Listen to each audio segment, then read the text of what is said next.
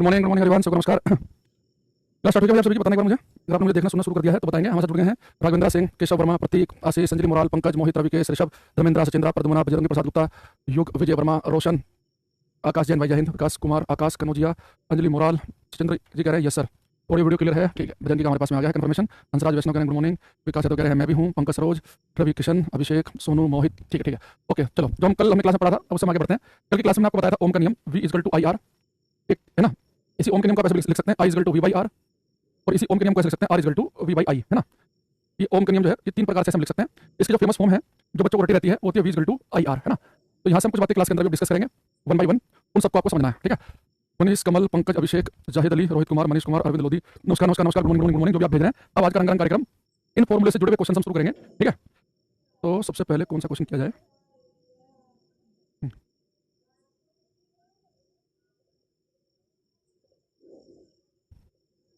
थके हुए क्वेश्चन से स्टार्ट करते हैं।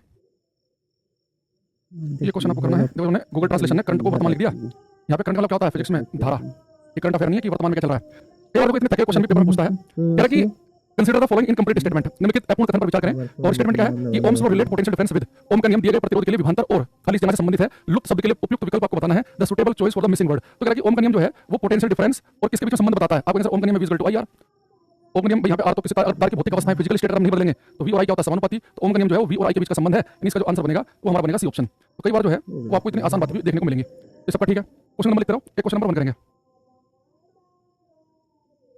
ये आरोपित है, आरोपित। क्वेश्चन नंबर 1 करना। टोरिया, ऋषभ मिश्रा, केशव भोला, जाहिद, पंकज, जिलानी कादरी। क्या अगर पास कुछ क्वेश्चन का डाउट है कैसे सेंड करें? आप टेलीग्राम पे भेज देना उन्हें कमेंट में ना, जो मॉर्निंग वाला जो एक आता है उसमें पोस्ट आता है उसमें भेज देना। रंजीत, केशव, करो निहाल सिंह, क्वेश्चन नंबर लिखा करो। क्या तार में धारा निर्भर करती है? किसी तार में धारा किस पर निर्भर करती है? एक कह रहा कि ओनली ऑन पोटेंशियल डिफरेंस पर, पोटेंशियल डिफरेंस की वोल्टेज पर डिपेंड करती है केवल। एक कह रहा कि ओनली रेजिस्टेंस ऑफ वायर, केवल तार के प्रतिरोध पर। एक कह रहा दोनों पर, एक कह रहा किसी पर नहीं। देखो बेटा ओम के नियम से पता है V इक्वल टू होता है आई आर। यहाँ से करंट की बात पूछा तो करंट का मतलब क्या होगा? V by R. बेटा किसी तार में जो करंट फ्लो करेगी वो इस बात पर डिपेंड करेगी, आप जितने वोल्ट की बैटरी लगाओगे उतनी करंट मिलेगी। साथ में तार के रेजिस्टेंस पर डिपेंड करेगी। मान लो कि आपने बैटरी जो 5 वोल्ट की लगाई और 5 वोल्ट की बैटरी अगर आप लो रेजिस्टेंस पर लगाओगे, कम प्रतिरोध पर लगाओगे तो करंट ज्यादा मिलेगी। वही 5 वोल्ट की बैटरी ज्यादा रेजिस्टेंस पर लगाओगे तो करंट कम मिलेगी। तो किसी तार से कितनी करंट चलेगी? रेजिस्टेंस का सिंबल होता है डायमीटर, रेजिस्टेंस का सिंबल है। तो किसी तार से कितनी करंट पास करेगी वो इस बात पर डिपेंड करती है कि तार का रेजिस्टेंस जितना कम होगा करंट ज्यादा पास करेगी, और दूसरा इस बात पर डिपेंड करती है कि बैटरी कितने वोल्ट की लगा रहे हैं। आंसर बनेगा सी ऑप्शन। तो सी इसका करेक्ट आंसर बच्चा खाली ए ऑप्शन बता रहा हूं, उसका गलत है। भाई आपके पास समझा देखना, ये मैं जो है ये 10 ओम का तार है, मैं यहाँ पर 20 वोल्ट की बैटरी लगा रहा हूँ, ठीक है। आपको बताना कितनी करंट मिलेगी।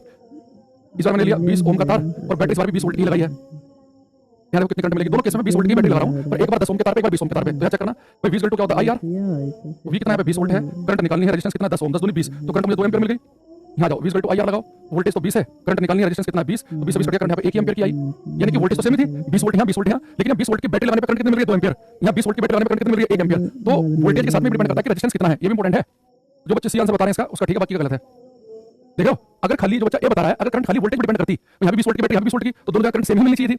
अगर करंट जो है केवल वोल्टेज पे डिपेंड करती तो घर में कॉपर के तार क्यों लगाया करते हैं हम? तो तुम तार पतला मोटा कॉपर का लोहे का किसी के भी लगा देते, बस वोल्टेज तुम 220 दे रहे हैं, तो फिर तो कैसे भी तार होता, करंट वैसे चलती। भाई तार जो है वो उसका रेजिस्टेंस कैसा, उस पर डिपेंड करता है करंट का फ्लो करना, ठीक है। तो इस बात को ध्यान रखना कि करंट के लिए वोल्टेज और रेजिस्टेंस दोनों इंपॉर्टेंट है। अभी हल्की फुल्की सी बात आप समझ गए हैं, अभी थोड़ा सा मैं अच्छा सा क्वेश्चन आपकी तरफ फेंक के मारने वाला हूं, उससे थोड़ा सा आपको अंडरस्टैंडिंग से समझ के आंसर देना है। ये क्वेश्चन आपको करना है 34 नंबर 34। देखने में लंबा चौड़ा लग रहा है, क्वेश्चन में दम नहीं है। इसे एक काम करो, इससे पहले एक क्वेश्चन ये वाला बताओ, फिर उस वाले पे आऊंगा। पहले 35 नंबर करो, फिर उस पर आएंगे। 35 करो, 35वां। हाँ तिवारी, अनुराधा कुमारी, करो ये सब। चिप बना लिया कल भारत ने, हाँ बच्चा कह रहा है चिप बना लिया कल, भारत के लिए बड़ा गौरव का क्षण है ये। हमारे पास खुद का चिप होना, सेमीकंडक्टर इंडस्ट्री जो है ना पूरे वर्ल्ड में $1 ट्रिलियन की इंडस्ट्री है। भारत की पूरी अर्थव्यवस्था $4 ट्रिलियन की, उसमें से पूरे वर्ल्ड की सेमीकंडक्टर जो है $1 ट्रिलियन का है, उसमें हम कुछ अपना पार्ट ले पाए तो बहुत बड़ी बात है। 10,000 कैसे कैसे करवत बढ़ो तो हम कहाँ के लिए आज 5,000 ले रहे, कम से कम 2 से 3 साल पहले, 3 साल पहले 3 साल से 5,000 है। चंदन, अंकित, सचेंद्र, सोनू, राम प्रसाद करो। इसने कहा है जब एक प्रतिरोधक पर 20 वोल्ट का विभवांतर लगाया जाता है तो 3 एम्पीयर की धारा खींचता है। यदि उसी प्रतिरोधक पर, यहाँ पे आप रेजिस्टेंस नहीं बदल रहे हो, रेजिस्टेंस वही का वही है, रेजिस्टेंस नहीं बदला या उसी प्रतिरोधक पर, उसी पर 30 वोल्ट लगाया जाए तो धारा क्या होगी? टोटल 20 वोल्ट होता है आई आर। अब रेजिस्टेंस को क्या है कि बदलना नहीं है, उसी प्रतिरोधक पर सेम रेजिस्टेंस पर क्या है कि potential difference of 20 volt applied across resistor, it draws a current of 3 ampere if 30 volt applied across the same resistor. तो रेजिस्टेंस बदल नहीं रहा है, रेजिस्टेंस ना बदले तो आपको पता है कि V और I क्या होते हैं? प्रोपोर्शनल, समानुपाती। अब इसने कहा है यदि 20 वोल्ट की जगह 30 वोल्ट की बैटरी लगा दी जाए, बड़ा वोल्टेज कितने गुना कर दी? 20 से 30 यानी 1.5 गुना। 20 का डबल कितना होता है? 40, 1.5 गुना होगा 30 वोल्ट, और वोल्टेज हम 1.5 गुना करेंगे तो करंट भी 1.5 गुना होगी। तो करंट पहले कितनी थी? 3 एम्पीयर, 3 1.5 गुना कितना होगा? 4.5 एम्पीयर, यानी आंसर आएगा 1, क्योंकि जितने गुना होती है वोल्टेज उतने गुना में करंट मिलेगी। तो करंट जो है वोल्टेज के प्रोपोर्शनल समानुपाती है। तो हमने क्या देखा, अगर मैं आपसे सिंपली ऐसे बोलता कि वोल्टेज 20 से 40 कर दी डबल, तो तुरंत कर देते बहुत सारे बच्चे 20 से 40 कर दी, तो करंट 3 से कितनी हो जाएगी 6। अगर रेजिस्टेंस ना बदला जाए, रेजिस्टेंस ना बदले तो बेटा करंट केवल वोल्टेज पे डिपेंड करेगी, क्योंकि रेजिस्टेंस सेम है ना, रेजिस्टेंस को क्या है कि उसी तार पर पहले लगा रहे हो 20 वोल्ट की बैटरी, फिर लगा रहे हो 30 की, तो वोल्टेज अगर 1.5 गुना करेंगे, वोल्टेज 1.5 गुना तो करंट कितनी हो जाएगी 1.5 गुना। ठीक है, अब इस बात को आप समझ गए। अब क्वेश्चन नंबर 34 को आप थोड़ा सा दिमाग लगा करने की कोशिश करेंगे। चंद्रशेखर, रघुवेंद्र, पंकज सरोज, रंजीत कुमार, विकास, राजेश भाई ने 1.5 एम्पीयर बताया। बेटा वोल्टेज बढ़ने से करंट कम थोड़ी ना हो जाएगी भाई, 1.5 एम्पीयर कर दे रहा है। ये बच्चा कह रहा आज मेरा फर्स्ट क्लास है। बेटा फर्स्ट क्लास है कि फर्स्ट क्लास है? शुभम सरोज कह जी आज मेरा फर्स्ट क्लास है, तेज क्लास। ये लिखा है कि आज मेरा फर्स्ट क्लास है। अरे फर्स्ट क्लास होगा है? धन्यवाद हमारे भारत की एजुकेशन सिस्टम, फर्स्ट की स्पेलिंग बच्चा नहीं लिख पा रहा है। यहाँ देखो इसने कहा है जैसे जैसे तंतु का रेशा गर्म होता है, जैसे filament when metal filament gets heated, जैसे जैसे तंतु का रेशा नहीं हुआ, ये हुआ धातु का रेशा। रेशा मतलब होता है फिलामेंट, जैसे जैसे धातु लिखा ना मेटल फिलामेंट, धातु का रेशा की तंतु, उसका फिलामेंट, जैसे धातु का फिलामेंट गर्म होता है उसका प्रतिरोध बढ़ता जाता है। जैसे जैसे फिलामेंट गर्म होगा उसका रेजिस्टेंस बढ़ता जाएगा। जब एक फिलामेंट बल्ब में 100 वोल्ट का विभवांतर लगाया जाता है तो उससे प्रवाहित धारा 0.4 एम्पीयर पाई जाती है। जब उसी बल्ब पर 220 वोल्ट 200 वोल्ट का विभवांतर लगाया जाता है, वोल्टेज लगाई जाएगी तो अधिक चमकता है, बल्ब में धारा होने की उम्मीद की जा सकती है। देखो बेटा ये क्वेश्चन यहाँ से स्टार्ट होता है, यहाँ से ये क्वेश्चन हमारे लिए करना 2-4 सेकंड का काम था। तो इसमें क्या होता कि हमने क्या देखा कि जब 100 वोल्ट लगाया हमने तो हमें कितना 0.4 एम्पीयर करंट मिली, तो 100 से अगर 200 करेंगे डबल करेंगे तो 0.4 से यानी कि 0.8 एम्पीयर करंट मिल जाएगी, डबल करंट मिल जाएगी, तो हम बीपीटी लगा देते। लेकिन उसने यहाँ पे क्या बताया है कि जैसे जैसे फिलामेंट गर्म होने लगता है तो उसका रेजिस्टेंस बढ़ने लगता है, यानी कि V = होता है IR। अब I = कितना होता है? I = V/R। अब एक चीज बताओ, जैसे बेटा फिलामेंट गर्म होगा रेजिस्टेंस बढ़ेगा, तो रेजिस्टेंस बढ़ने से करंट कम मिलेगी, यानी जो 0.8 एम्पीयर की एक्जेक्ट करंट मिलेगी उससे कम करंट मिलेगी। भाई अगर मैंने पिछले वाले क्वेश्चन में क्या पढ़ा था कि उसी तार पर, उसी प्रतिरोधक पर, उसी रेजिस्टेंस पर अगर वोल्टेज 20 से 30 कर दिया, मैं रेजिस्टेंस को ना बदलूं तो वोल्टेज 1.5 गुना तो करंट भी 1.5 गुना होगी। लेकिन यहाँ पर रेजिस्टेंस फिक्स नहीं है, वो कह रहा है कि जैसे जैसे फिलामेंट गर्म होता चला जाएगा तो रेजिस्टेंस होगा ज्यादा। अगर वो रेजिस्टेंस ना बदल रहा होता तो वोल्टेज की 100 से 200 डबल तो करंट भी डबल मिलती, लेकिन एक्जेक्ट डबल करंट मुझे क्यों नहीं मिल रही? क्योंकि साथ में रेजिस्टेंस इंक्रीज होता जा रहा है, तो रेजिस्टेंस थोड़ा बढ़ता जाएगा तो करंट मुझे एक्जेक्ट डबल नहीं मिलेगी, डबल से थोड़ी सी कम मिलेगी। ध्यान समझो कि वोल्टेज डबल तो करंट डबल। बच्चा तो बीपीटी लगाएगा पेपर में कि भाई साहब 100 से 200 कर दिया तो करंट भी 0.4 से 0.8 हो जाएगी। लेकिन ये कब होता है कि वोल्टेज डबल तो करंट डबल अगर रेजिस्टेंस नहीं बदल रहा होता। लेकिन सारा गेम अलग है। यहाँ पे जैसे फिलामेंट गर्म हो रहा है रेजिस्टेंस इंक्रीज कर रहा है, फिक्स नहीं है। रेजिस्टेंस इंक्रीज होने पर करंट कम होती है, यानी एक्जेक्ट 0.8 एम्पीयर करंट ना मिलकर उससे हल्की सी कम करंट मिलेगी क्योंकि रेजिस्टेंस थोड़ा बढ़ चुका है। ठीक है, लेकिन सर इधर भी तो आर फिक्स, आर कहां फिक्स है? पढ़ नहीं रहे तुम? क्या लिखा है? ये आर फिक्स लिखा हुआ है, यहाँ भी तो आर फिक्स है। दिख नहीं रहा क्या लिखा है यहाँ पे? मृदुपाल सरकार, यहाँ देखो इंग्लिश में पढ़ रहे होंगे तुम, क्या लिखा है? रेजिस्टेंस फिक्स लगा तुम्हें? रेजिस्टेंस इंक्रीज लिखा हुआ है, क्या रेजिस्टेंस तो फिक्स है।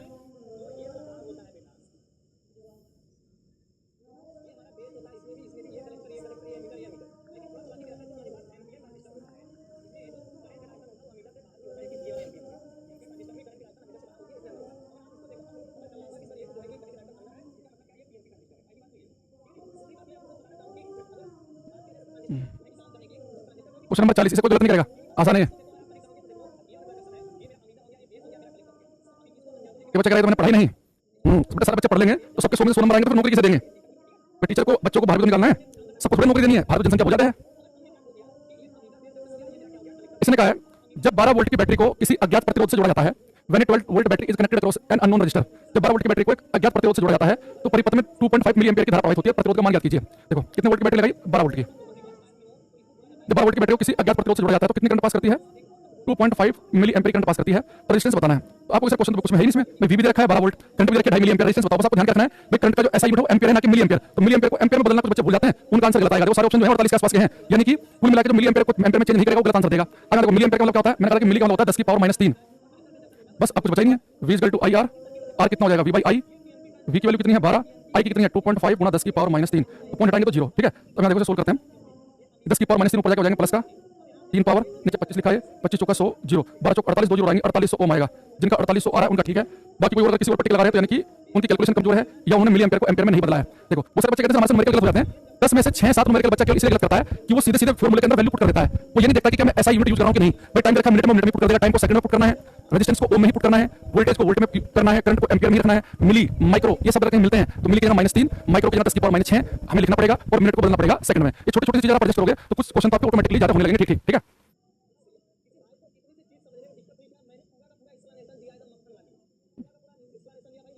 आज हम केवल क्वेश्चन कर रहे हैं। देखो एक बेटा यहाँ से एक क्वेश्चन आपको करना है। ये एक मैं ग्राफ बना रहा हूँ, ये वोल्टेज और करंट के बीच में हम ग्राफ बनाएंगे। ठीक है, एक काम करते हैं, यहाँ पे लिखते हैं V, ये एक्स एक्सिस है, ये वाई, ये करंट। अच्छा पहले सबसे पहले बात समझना, जो मैं आपके सामने भी ग्राफ बनाऊंगा यहाँ पे, जो लाइन खींचूंगा, तो पहले तो आपसे पूछे कि V I ग्राफ है कि I V ग्राफ है। ठीक है, आज की थोड़ी प्रॉब्लम है, बच्चा कह रहा है बेटा तुझे किसी और बच्चे को नहीं हो रही, अपना मोबाइल ठीक करो। यहाँ लिखा है आई, यहाँ पे लिखा है वी। तो सबसे पहले समझो कि ग्राफ जो है ना, ये आई वी ग्राफ है कि वी आई ग्राफ है। जो चीज वाई एक्सिस पर लिखी होती है उसे हम पहले पढ़ते हैं, ठीक है। तो इसे हम बोलेंगे आई वी ग्राफ। ये आई वी ग्राफ है, करंट वोल्टेज ग्राफ कहलाएगा। अब मैं करंट और वोल्टेज के बीच में ग्राफ बना रहा हूँ कि जैसे हम वोल्टेज को चेंज करेंगे तो जो करंट भी बदलेगी, तो मैं आई और वी का बना रहा हूँ ग्राफ, ठीक है। तो मैंने दो तार लिए, दो वायर पी और क्यू। ये मेरे पास में वायर है पी, एक मेरे पास में वायर है क्यू। आपको बताना है इस करंट वोल्टेज के ग्राफ को देखकर कि इनमें से वायर पी और क्यू में से किसका रेजिस्टेंस ज्यादा है, किसका प्रतिरोध ज्यादा है, तार पी का प्रतिरोध ज्यादा है कि क्यू का ज्यादा है। आपको बताना है विच वायर हैज लार्ज रेजिस्टेंस, किस तार का प्रतिरोध अधिक है। तो आपको बताना है कि किस तार का प्रतिरोध ज्यादा है, पी का कि क्यू का कि दोनों का सेम है। टाइम चेंज हो सकता है कि नहीं? टाइम बिल्कुल चेंज नहीं हो सकता, 1% भी संभावना नहीं है टाइम चेंज होने की। सचिंद्र कुर्मी, हमने पूछा कि किसका रेजिस्टेंस ज्यादा है, इनका ठीक है। पंकज सरोज का भी ठीक है, साहिल शुक्ला जी का भी ठीक है, अमित का सही है, ठीक है।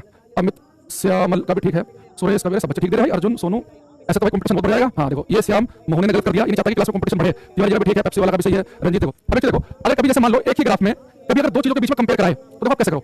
आपको बताना है कि किसका रेजिस्टेंस ज्यादा है। तो आप एक बार समझो, बेटा यहाँ से वोल्टेज जीरो और वोल्टेज जीरो तो करंट भी जीरो है, दोनों जीरो है। अब ऐसा करते हैं, मान लो कि यहाँ पे मैंने मान लिया कि वोल्टेज है 10। अब एक चीज देखो, इस ठीक 10 वोल्टेज पे जो तार मुझे कम करंट देगा, कम धारा देगा, उसका रेजिस्टेंस ज्यादा होगा। अब देखो इस पॉइंट पे यहाँ पे देखना बड़े ध्यान से, इस वाले पॉइंट पर मान लो बेटा यहाँ वोल्टेज कितनी मान ली मैंने, 0 वोल्ट है। यहाँ वोल्टेज कितनी मान ली मैंने कि मान लो 10 वोल्ट है। अब इस 10 वोल्ट पे ये बेटा जो वायर क्यू है, ये कितनी करंट दे रहा है, ये करंट दे रहा है। यहाँ पे वोल्टेज भी 0 है और करंट भी कितनी है, 0 एम्पीयर की। अब यहाँ मान लो कि करंट कितनी मैंने मान ली, चलो 2 एम्पीयर मान ली, ठीक है। यानी ठीक 10 वोल्ट पे इस वायर क्यू ने मुझे 2 एम्पीयर करंट दी। लेकिन इसी 10 वोल्टेज पर जो वायर पी है, ये कितनी सारी करंट दे रहा है। ये मान लो करंट कितनी हो चुकी है, ये 0 2 एम्पीयर थी, मान लो कि लगभग 5 एम्पीयर की है। अब एक बात समझना कि मैंने दो तार लिए, दोनों के सिरे पर सेम वोल्टेज लगाई 10 वोल्ट की। एक तार 2 एम्पीयर करंट दे रहा है, 5 एम्पीयर की दे रहा है। तो जो कम करंट दे रहा है उसका रेजिस्टेंस ज्यादा होगा, यानी जो वायर क्यू है इसका रेजिस्टेंस ज्यादा है। वायर क्यू जो है इसका प्रतिरोध ज्यादा है, क्योंकि उतनी ही वोल्टेज पर 10 वोल्ट पर इसने मात्र 2 एम्पीयर करंट दी और उसे 10 वोल्ट पर इसने करंट दी ज्यादा। तो जो करंट ज्यादा देगा उसका रेजिस्टेंस कम, और जो करंट कम देगा उसका रेजिस्टेंस ज्यादा। भाई पता ना V = IR से I = होता है V/R। तो जिस तार का रेजिस्टेंस ज्यादा होगा मुझे करंट कम देगा। तो करंट कम कौन सा दे रहा है, क्यू वायर। इसने 2 एम्पीयर की करंट दी और उसने उतनी वोल्टेज पर, वोल्टेज तो सेम ही है, उसने उसी वोल्टेज 5 एम्पीयर करंट दे दी। जिसका रेजिस्टेंस ज्यादा होगा करंट कम देगा, तो करंट कम कौन दे रहा है, क्यू। तो यानी कि मेरा आंसर क्या बनेगा, वायर क्यू। या आगे से आप एक काम कर सकते हैं, अगर आपके पास में कभी करंट और वोल्टेज का ग्राफ हो, करंट और वोल्टेज का ग्राफ हो, तो आप एक काम करो, उसका उसमें स्लोप देख लो, स्लोप। तब आप देखेंगे ये जो वायर क्यू है इसका स्लोप तो कम है और ये जो वायर पीएस का स्लोप इसके ढाल ज्यादा है। वो कम एंगल पे झुका हुआ है, ये ज्यादा पे झुका हुआ है, इसका स्लोप इसकी ढाल ज्यादा है। इस पर चढ़ाई करना मुश्किल है, इस पर हम चले जाएंगे। यानी कि अगर आपके पास में कभी करंट और वोल्टेज का ग्राफ हो तो जिस लाइन का स्लोप कम होगा उसका रेजिस्टेंस ज्यादा आएगा। फिर हम क्या कर सकते हैं, अगर मेरे पास में करंट और वोल्टेज का ग्राफ हो, करंट वोल्टेज का ग्राफ अगर मेरे पास में है तो क्या करेंगे, रेजिस्टेंस जो होता है, प्रतिरोध जो होता है, वो स्लोप के ढाल के इनवर्सली प्रोपोर्शनल है। यानी कि जिस तार का ढाल कम होगी उसका रेजिस्टेंस कैसा होगा, ज्यादा। यानी आप सीधे पेपर में क्या कर सकते हैं, अगर दो वायर पूछे कि किसका रेजिस्टेंस ज्यादा है, तो अगर करंट और वोल्टेज का ग्राफ है तो जिसका स्लोप कम उसका रेजिस्टेंस ज्यादा, जिसका स्लोप ज्यादा उसका रेजिस्टेंस कम। तो सीधे देखो कि प्रतिरोध जो है, रेजिस्टेंस जो है वो इनवर्सली प्रोपोर्शनल है स्लोप के। जिसका स्लोप ढाल कम होगी उसका रेजिस्टेंस ज्यादा होगा, ठीक है। तो इस बात को ध्यान रख सकते हैं यहाँ पे, ठीक है। तो सीधा मैं आपको थोड़ा शॉर्टकट से बता दिया मैंने, ठीक है। तो स्लोप जो है जिसका कम होगा उसका रेजिस्टेंस बनेगा ज्यादा। अगर लेकिन मेरे पास में वो थोड़ा सा क्या करें पेपर में, अगर थोड़ा सा अलग गेम खेल दे, ये एक्स एक्सिस है, ये वाई है, यहाँ पे लिख दो वी, यहाँ पे लिख दो आई।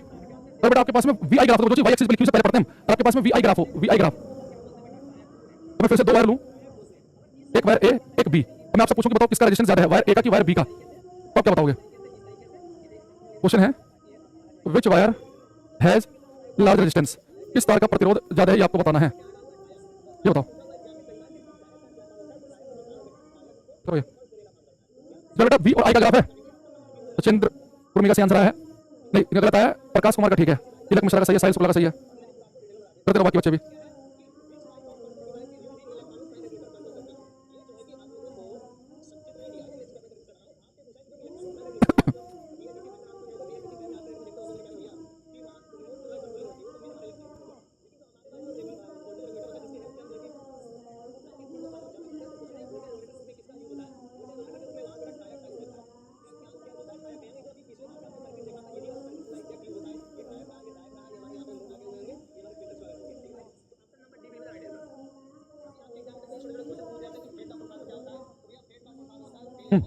देखो बेटा सर देखना, इस बार ग्राफ जो है ना आई वी का नहीं वी आई का है। अगर यहाँ पे पहले बेसिक तरीके पे जाओ तो आपको क्या दिखेगा, यहाँ से बेटा करंट लिखा है 0 एम्पीयर। देखो ये मान लो कि यहाँ पे करंट है 0 एम्पीयर और मान लिया मैंने 5 एम्पीयर। तो यही 5 एम्पीयर करंट प्राप्त करने के लिए जो वायर बी है मेरे पास में, वायर बी पे मुझे वोल्टेज क्या लगानी पड़ेगी, कम लगानी पड़ेगी। तो यही 5 एम्पीयर करंट चाहिए, मुझे वोल्टेज लगानी पड़ेगी मान लो कि 10 वोल्ट। लेकिन वही 5 एम्पीयर करंट प्राप्त करने के लिए जो वायर ए है इसमें बहुत ज्यादा वोल्टेज लगानी पड़ेगी। यानी इतनी करंट देने के लिए वोल्टेज कम चाहिए, उतनी करंट के लिए वोल्टेज ज्यादा। तो वोल्टेज ज्यादा क्यों चाहिए, इसका रेजिस्टेंस कैसा होगा, ज्यादा। इस बार वायर ए है इसका रेजिस्टेंस ज्यादा होगा। यहाँ पे बात ध्यान रखना, अगर वोल्टेज और करंट का ग्राफ हो तो जिसका स्लोप कम उसका रेजिस्टेंस कम, जिसका स्लोप ज्यादा उसका रेजिस्टेंस ज्यादा। देखो पिछली बार यहाँ पे आई लिखा था, यहाँ पे भी था। तो आई वी ग्राफ में जिसका स्लोप कम होता है उसका रेजिस्टेंस ज्यादा होता है, जिसका स्लोप कम उसका रेजिस्टेंस ज्यादा। लेकिन वी आई ग्राफ में जिसका स्लोप ज्यादा उसका रेजिस्टेंस ज्यादा होगा। तो इन वी आई ग्राफ, अगर वी आई ग्राफ वोल्टेज और करंट ग्राफ, पहले वी लिखा वाई पे और आई लिखा इधर, तो वी आई ग्राफ में क्या होता है कि स्लोप जो है वो रेजिस्टेंस के समानुपाती होता है। जिसका स्लोप ज्यादा उस रेजिस्टेंस जो है वो स्लोप के प्रोपोर्शनल होगा, रेजिस्टेंस जो है वो स्लोप के प्रोपोर्शनल होगा।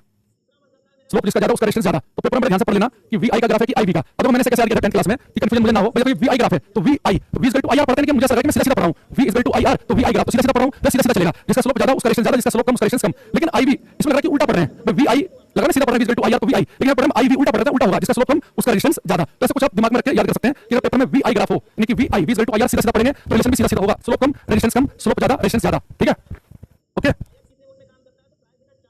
आप क्लास पीएनजी नहीं मिलेगा तुम्हें, तो कल की पीएनजी आपको आज मिलेगी भाई, क्योंकि वो मैं रात को पीएनजी भेजता हूं सारी की सारी बैच की इकट्ठी, तो फिर वो आपको नेक्स्ट डे मिलती है, उसी दिन नहीं मिल पाएगी पीएनजी, क्योंकि सारी पीएनजी एक साथ भेजी जाती हैं ताकि उससे कंफ्यूजन ना हो, एक दिन की सारी एक साथ अपलोड करते हैं। ठीक है, आगे समझ में चलो।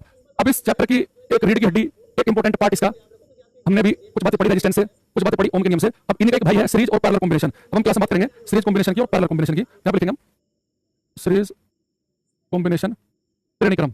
हम तारों को जोड़ेंगे सीरीज कॉम्बिनेशन में और पैरेलल में। तो पहले हम सीरीज कॉम्बिनेशन पढ़ेंगे, फिर हम आएंगे पैरेलल पे। ठीक है,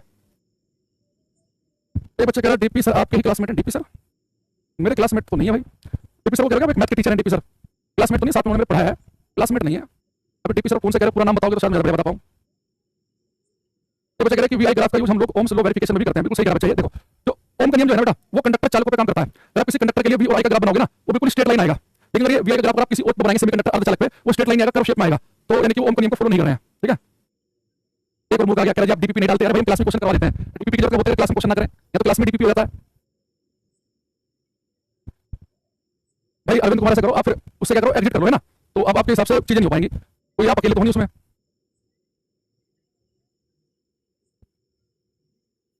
यहाँ देखो बेटा, जो सीरीज कॉम्बिनेशन है क्या है, जैसे मान लो कि मेरे पास में एक वायर है और इसका जो रेजिस्टेंस है वो मान लो कि R1 है, एक दूसरा तार है, इसका जो रेजिस्टेंस है वो R2 है।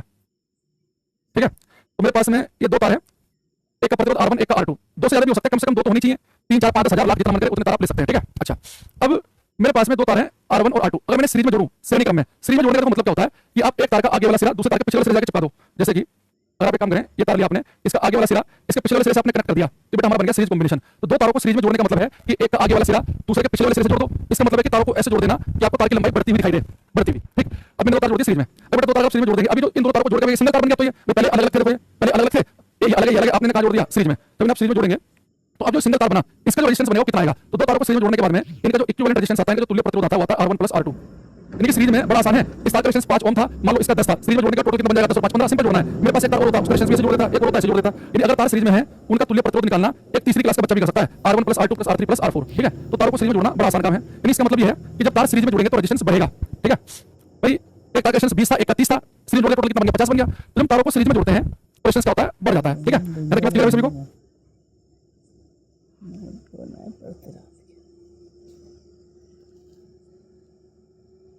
ठीक है।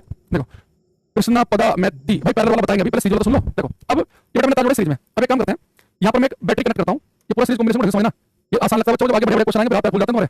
देखो ये हमने एक बैटरी लगाई, एक डंडा बड़ा, एक छोटा, एक बड़ा, एक छोटा, एक बड़ा छोटा, ये बैटरी है। एक हमने की प्लग यानी कि स्विच लगा दिया यहाँ पे। ठीक, अब मान लो बेटा 20 वोल्ट की बैटरी है, ये स्विच है, ये पॉजिटिव टर्मिनल होता है, बड़ी डंडी होता है नेगेटिव, आपको पता है शुरुआती क्लास से। अब यहाँ से बेटा करंट चलती है पॉजिटिव टर्मिनल से, ये करंट चली आई। अब मान लो कि ये कुछ तार सीरीज में जुड़े हुए थे, जैसे मैंने बैटरी लगाई यहाँ से करंट चली, मान लो इस बैटरी से टोटल करंट निकली 5 एम्पीयर की, ये टोटल करंट 5 एम्पीयर निकल रही है। अब बेटा इस वाले तार में कितनी करंट जाएगी, तो जाएगी आई, इसके पास कुछ ऑप्शन ही नहीं है, और इसमें कितनी जाएगी आई। यानी कि अगर दो तार सीरीज में कनेक्ट हो तो जो करंट पहले तार से जाएगी वही करंट जाएगी दूसरे तार से। अगर 20 तार अगर सीरीज में जुड़े हो ना, अगर पहले वाले से 3 एम्पीयर की करंट पास कर रही है तो दूसरे वाले से भी 3 करेगी, उस वाले से भी 3 करेगी, उस वाले से भी हर तार से 3 एम्पीयर की करंट जाएगी। तो अगर तार सीरीज में कनेक्ट हो तो हर तार से इक्वल करंट फ्लो करती है, और इक्वल करंट क्या होती है, तो टोटल करंट यहाँ से निकलेगी। और यहाँ से 5 एम्पीयर करंट निकली तो यहाँ से 5 पास करेगी, यहाँ से 5 यहाँ से भी, यहाँ से 20 एम्पीयर करंट निकली तो हर तार से 20 तो सीरीज में हर एलिमेंट में इक्वल करंट फ्लो करती है। ये बात आपको ध्यान रखनी है कि सीरीज में करंट क्या रहती है, सेम। लेकिन बेटा सीरीज में करंट तो सेम रहती है, लेकिन वोल्टेज सेम नहीं होती हर तार में। देखो आपको पता है कि V = होता है IR, अब हर तार से करंट तो सेम जा रही है, तो करंट होगी सेम। तो बेटा V किससे समानुपाती होगा, R के। यानी कि जिस तार का रेजिस्टेंस ज्यादा होगा उसके सिरे पर वोल्टेज ज्यादा होगी, जिस तार का रेजिस्टेंस कम होगा उसके सिरे पर वोल्टेज कम होगी। यानी कि अगर 50 वोल्ट की बैटरी है तो इस 50 वोल्ट में से जिस तार का रेजिस्टेंस ज्यादा होगा उसके सिरे पर ज्यादा वोल्टेज जाएगी, जिसका कम होगा उसमें कम जाएगी। मान लो कि तार का रेजिस्टेंस ज्यादा है तो 50 में बदला के 40 वोल्टेज उसके सिरे पे आएगी और उसके सिरे पर 10 बचेगी। तो सीरीज में क्या होता है, करंट तो सेम होती है लेकिन वोल्टेज होती है अलग अलग। मान लो इसके सिरे पर वोल्टेज V1 है, इसके सिरे पर वोल्टेज कितनी है V2। दूसरी चीज V1 + V2 का जोड़ टोटल V के बराबर होगा। यानी कि अगर आपसे कहूं कि दो तार सीरीज में है तो जो करंट पहले तार में वही करंट दूसरे में, करंट तो सेम है, तो भूल जाओ, कोई दिक्कत नहीं है, लेकिन वोल्टेज होगी अलग अलग। ठीक है, अगर मान लो कि ये आपने 100 वोल्ट की बैटरी लगाई, इस 100 वोल्ट में से इसके सिरे पर वोल्टेज कितनी होगी, इसके सिरे पर कितनी होगी, जिसका रेजिस्टेंस ज्यादा होगा उसके सिरे पर वोल्टेज ज्यादा, जिसका कम होगा उसके सिरे पर वोल्टेज कम, क्योंकि V यहाँ पे R के समानुपाती है। यानी कि जो रेजिस्टेंस का रेशियो होगा, मान लो कि रेजिस्टेंस का रेशियो है 2-3 का, तो वोल्टेज भी 2-3 के रेशियो में बढ़ जाएगी। तो सीरीज में जो रेजिस्टेंस का रेशियो होता है वही वोल्टेज का रेशियो होता है, जिस अनुपात में प्रतिरोध होगा उसी अनुपात में वोल्टेज बढ़ेगी। इसका क्या मतलब है उस समय क्वेश्चन से देखते हैं। देखो मेरे पास में एक तार इसका रेजिस्टेंस है 20 ओम, एक तार ये है इसका रेजिस्टेंस है 30 ओम। अब यहाँ पे मैंने एक बैटरी लगा दी 100 वोल्ट की। अगर मैं आपसे बोलूं कि मैंने यहाँ पे 100 वोल्ट की बैटरी लगाई तो बताओ ये जो 20 ओम का तार है, अगर इसके सिरे पर वोल्टेज V1 मान लें, 30 ओम वाले के सिरे पर V2 मान लें, तो V1 और V2 का क्या मान होगा? V1 और V2 का मान एक ही कमेंट में लिख के बताओ मुझे।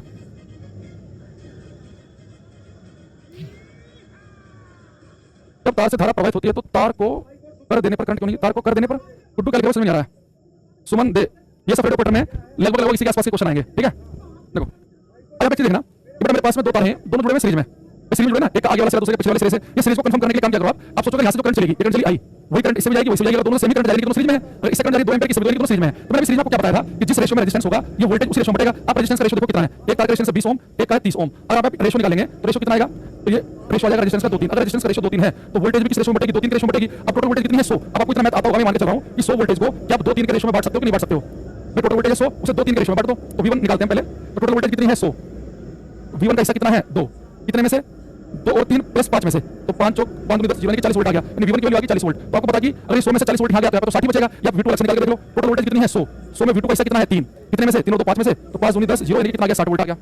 V1 जो है वो 40 वोल्ट है, V2 है 60। आपको देखो जिसका रेजिस्टेंस कम है 20 ओम, वहां वोल्टेज कम है 40, जिसका रेजिस्टेंस ज्यादा है उसके सिरे पर वोल्टेज ज्यादा है 60। तो जिस रेशियो में रेजिस्टेंस होगा, रेजिस्टेंस कम वोल्टेज कम, रेजिस्टेंस ज्यादा वोल्टेज ज्यादा। तो सीरीज में क्या करो, सबसे पहले रेजिस्टेंस का रेशियो निकाल लो। तो 20 और 30 है, 10 दूनी 20, 10 या 30, रेजिस्टेंस आ गया 2-3 का, तो वोल्टेज भी 2-3 के अनुपात में बढ़ेगी। तो टोटल वोल्टेज है 100। अब 100 को 2 और 3 के अनुपात में बांटना है, तो टोटल वोल्टेज थी 100, तो पहले वाले का हिस्सा कितना है? 2। कितने में से? 3 और 2 5 में से, तो 40 आया। अब निकालते हैं V2, टोटल वोल्टेज है 100, दूसरे वाले का हिस्सा कितना है? 3। कितने में से? 5 में से कितना आ गया? 60 आ गया। तो 40 और 60। एक क्वेश्चन आपसे पूछ लेता हूं, इन्हें समझ में आ गया? तुमने पहले कर दिया मेरे बताने से पहले। अब जिन्हें मेरे बताने के बाद समझ में आया वो ये वाला क्वेश्चन ट्राई करेंगे। मेरे पास में ये 3 तार है, इसका रेजिस्टेंस है 12 ओम, इसका रेजिस्टेंस है 10 ओम, इसका है 8 ओम, ठीक है? और मैंने यहाँ पे क्या किया, एक बैटरी लगाई। और बैटरी जो है मान लो कि 120 वोल्ट की है, अगर 120 वोल्ट की बैटरी हो तो आपको बताना है कि जो 8 ओम का तार है इसके सिरे पर कितनी वोल्टेज होगी, ये आपको बताना है। तो जब तार से धारा प्रवाहित होती है तो तार को कट करने पर धारा क्यों नहीं? क्वेश्चन को लिखोगे गुड्डू, क्या लिख रहे हो? तो पता चला तुम क्या लिख रहे हो? तुम ये टाइप करके पढ़ रहे हो नहीं पढ़ रहे हो तुम कि मैं क्या लिखा हूं? सूर्यकांत, सुमन, साहिल, प्रतीक, चंद्रा, अर्जुन यादव, रंजीत, लगातार कुछ आंसर हमारे पास में आ रहे हैं।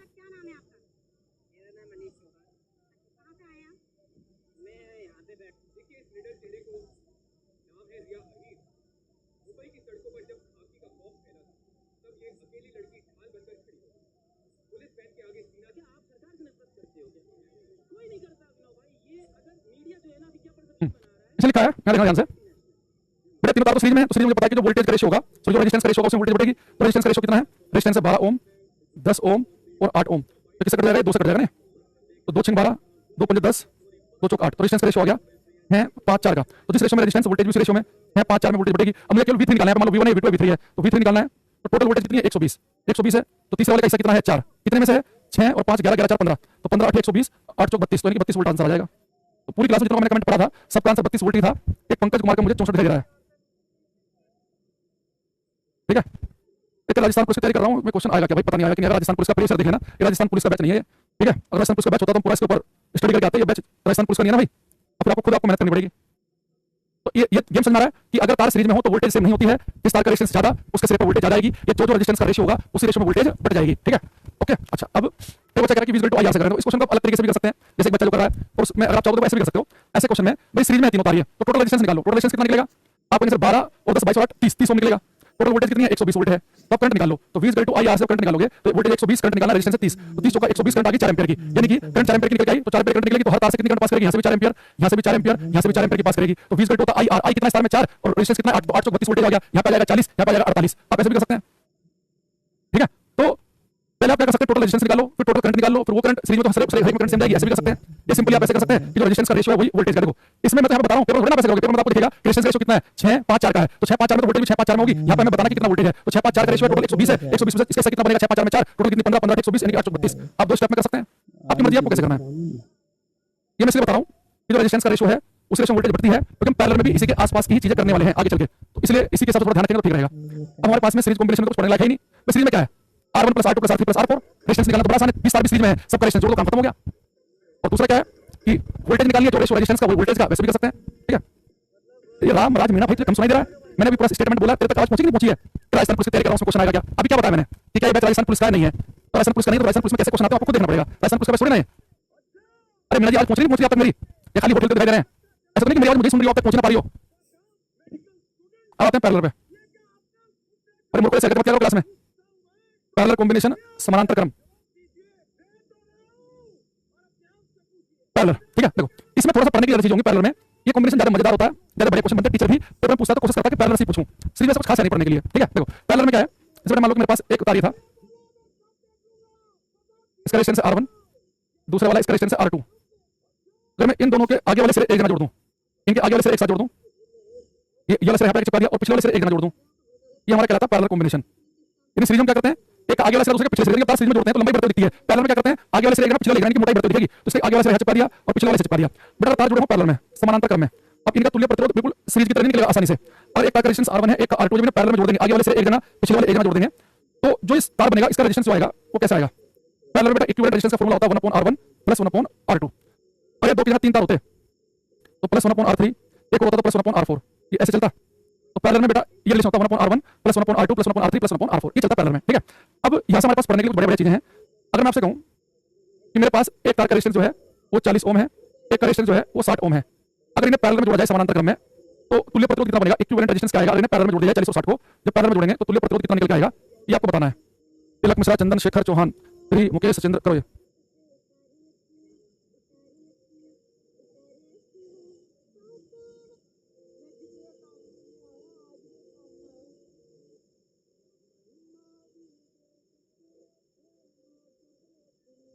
साहिल, अर्जुन, पंकज, चंदन, श्री, रंजीत, वो सब 4 आंसर दे रहे हैं। देखो बेटा पैरेलल में हमारे पास फॉर्मूला क्या होता है, पैरेलल में तुल्य प्रतिरोध निकालने का 1/R1 + 1/R2।